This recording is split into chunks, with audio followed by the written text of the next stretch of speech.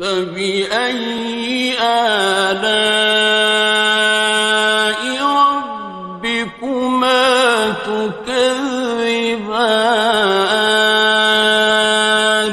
تو تم اپنے پروردگار کی کون کون سی نعمت کو جھٹلاؤ گے؟ ان سمتوں کا انتخاب ہوا تھا سورج کی گردش کے ساتھ، یعنی اگر اردو یا عربی کی بات کروں تو جس طرف سے سورج طلوع ہوتا ہے اس جگہ کو مشرق کا نام دیا گیا تھا، کیونکہ مشرق کے لفظی معنی ہے کوئی چیز جس سے روشنی نکلے یا پھر کوئی چمکدار چیز، اور اسی طرح جس طرف سورج غروب ہوتا ہے اسے مغرب کا نام دے دیا گیا، کیونکہ مغرب کا لفظی مطلب ہے گہری رنگت کا، یا پھر جذب کر لینے والا، یا پھر کھینچ لینے والا۔ لیکن لفظوں کی یہ لاجک آپ کو صرف عربی یا اردو میں ہی نہیں بلکہ انگلش میں بھی نظر آئے گی۔ مثلا مشرق کے لیے استعمال ہونے والا انگلش لفظ ایسٹ دراصل قدیم پروٹو انڈو یورپین لفظ اوستوس سے نکلا ہے، جس کا لفظی معنی ہے کوئی چمکدار چیز یا پھر وہ جگہ جہاں سے روشنی نکلے۔ اور مغرب کے لیے استعمال ہونے والا انگلش لفظ ویسٹ بھی پروٹو انڈو یورپین لفظ ویستوس سے نکلا ہے، اور ویستوس کا لفظی مطلب بھی گہرا یا جذب کر لینے والا یا پھر اپنے اندر کھینچ لینے والا ہوتا ہے۔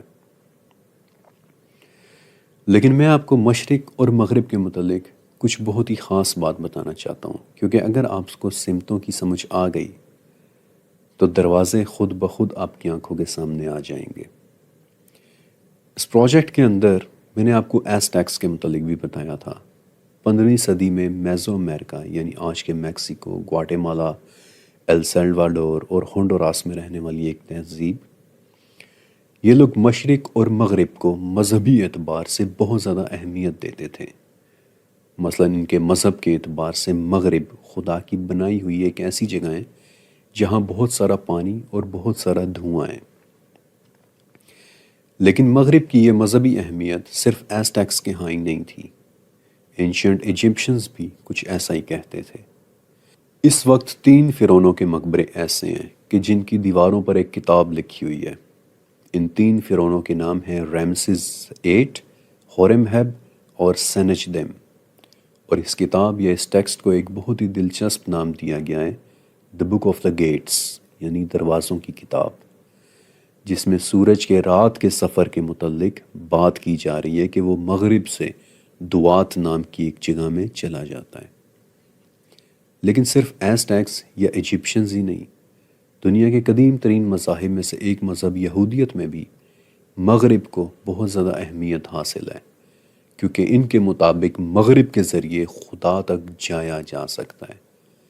اور صرف یہودیت نہیں بلکہ عیسائیت میں بھی مشرق وہ جگہ سمجھی جاتی ہے جہاں سے انسان اس دنیا میں آیا تھا، اور یہ بات ان کی دی بک آف میتھیوز 24:27 میں لکھی ہوئی ہے کہ جیسے روشنی مشرق سے نکل کر مغرب میں جاتی ہے ویسے ہی آدمی کا بیٹا بھی مشرق سے نکلے گا۔ اور عیسائیت میں بھی مشرق کا یہی مذہبی تقدس ہے، جس کی وجہ سے ان کے زیادہ تر چرچز کے منہ مشرق کی طرف ہی ہوتے ہیں۔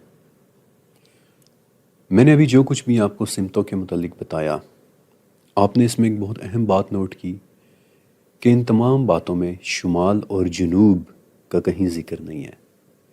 لیکن ایسا کیوں ہے؟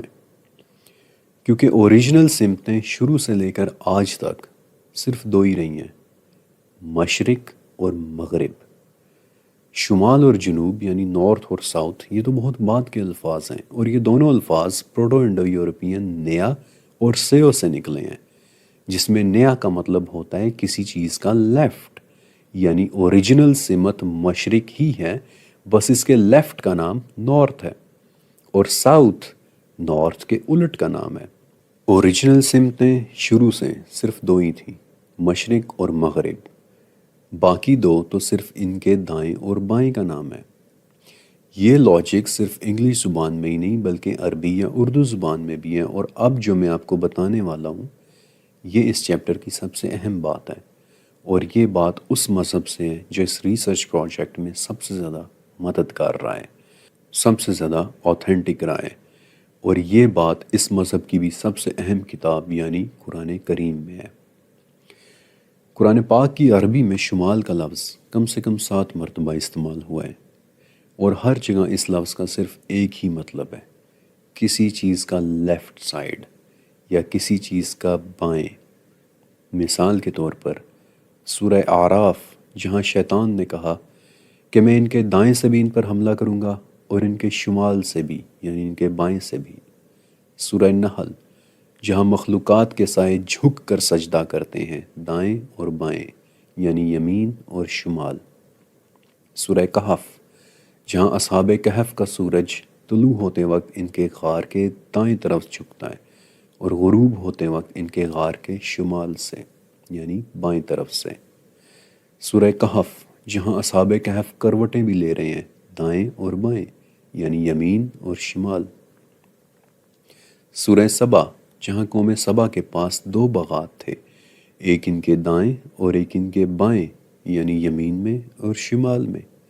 سورہ قاف، جہاں انسان کی جان نکالنے والے 2 فرشتے، ایک اس کے دائیں طرف بیٹھتا ہے اور ایک اس کے بائیں طرف یعنی اس کے یمین میں اور اس کے شمال میں۔ سورہ حاقہ، وہ لوگ جن کا نامہ اعمال ان کے بائیں ہاتھ میں دیا جائے گا یعنی ان کے شمال کی طرف سے۔ شمال اور جنوب یہ بذات خود کچھ نہیں ہے، یہ صرف کسی چیز کے لیفٹ اور رائٹ کے طور پر استعمال ہوتے ہیں۔ اوریجنل جگہ، اوریجنل سمت عربی میں بھی قرآن میں بھی صرف مشرق اور مغرب ہی ہے۔